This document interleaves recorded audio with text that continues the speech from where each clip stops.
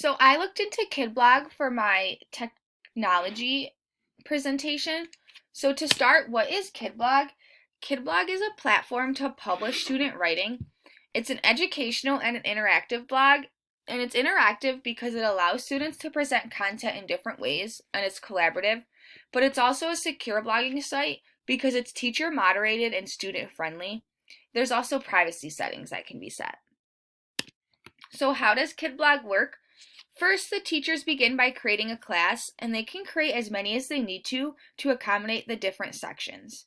They can include a title and a description, and then this will put the class onto the dashboard where they'll get a URL, and this will give both the teacher and students access.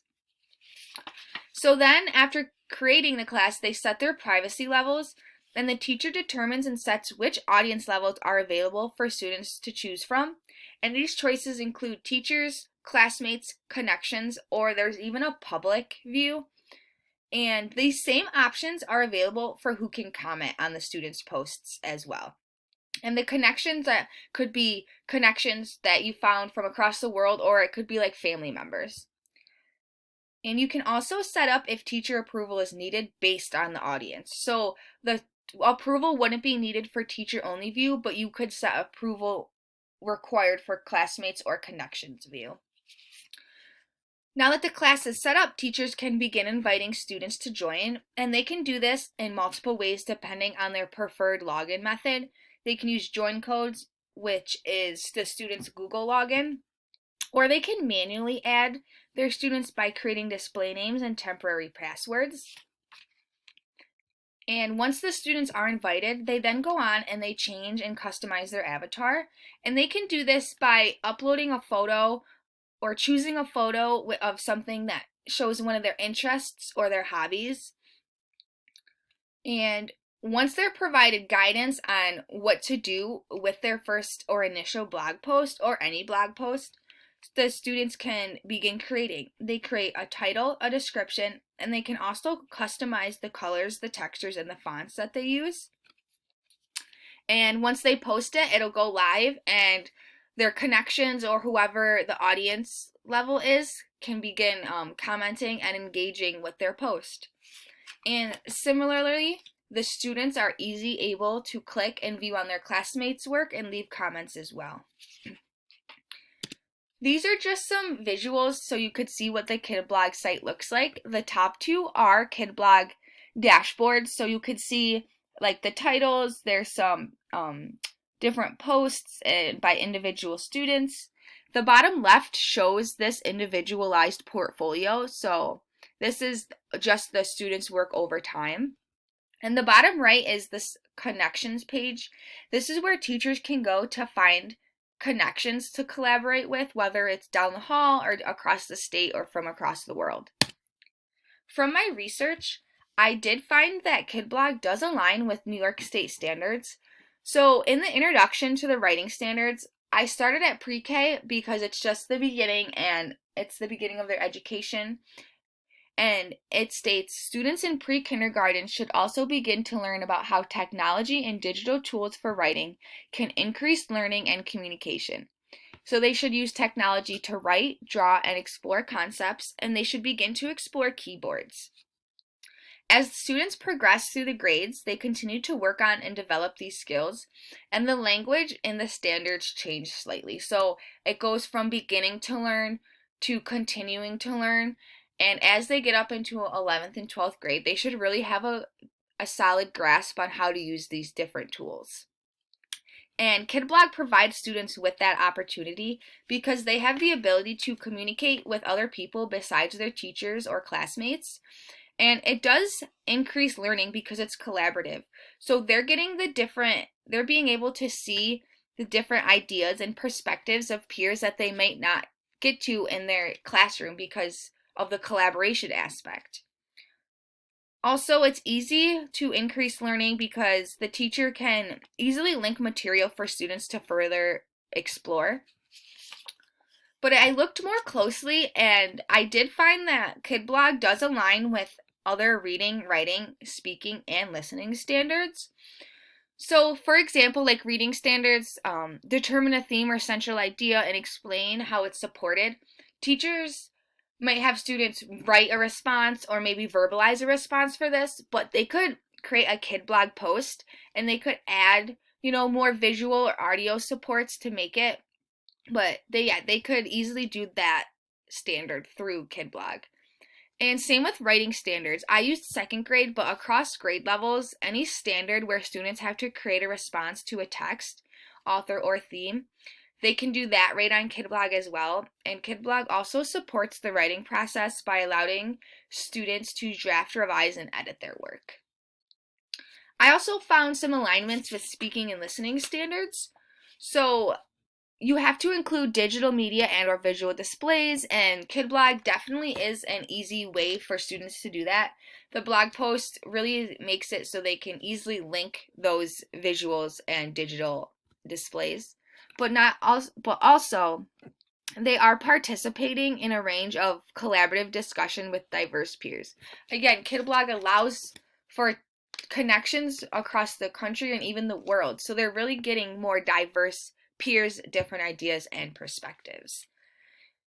I just think Kidblog could really be used with a balanced literacy approach, because you can focus on reading, writing, and also those speaking and listening skills, but they're also just increasing their skills in general with using technology as a tool. So Kidblog supports principles of UDL. The teacher can plan for variable learners and really provide what students need through Kidblog. But again, it's up for the teacher to plan and implement those.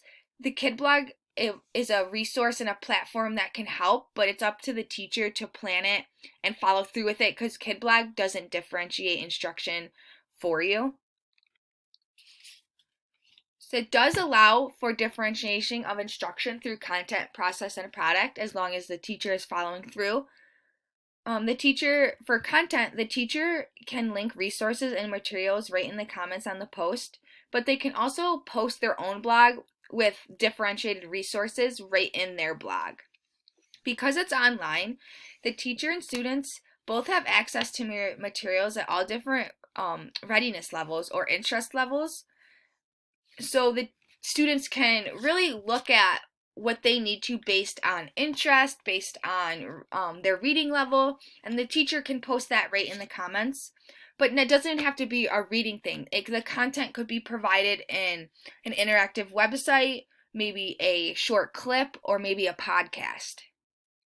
And with process, the teacher could use Kidblog to create a section of a blog for an interactive journal. So this is just a different way for students to do a typical journal entry. Instead of writing in their notebook, they could really go on and be creative in that response through the Kidblog platform. You can differentiate instruction through product as well. So there's various ways to use Kidblog. It can be used, as I mentioned, for a journal entry, but could also be used to present a research project or a writing piece. And you can respond in various ways as well. So you can type and respond in that way. You could record a video. You could respond using like images or clips from the web.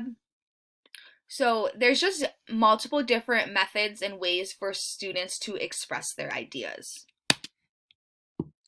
So some of the advantages of Kidblog was, the first one is that it's student friendly. They have privacy settings, there's approval settings, the teacher is the moderator, and there's no ads. But it's also providing an authentic audience for students' work. This audience goes beyond the teacher and the classmates, because students have the ability to connect with students from all over the country and even the world.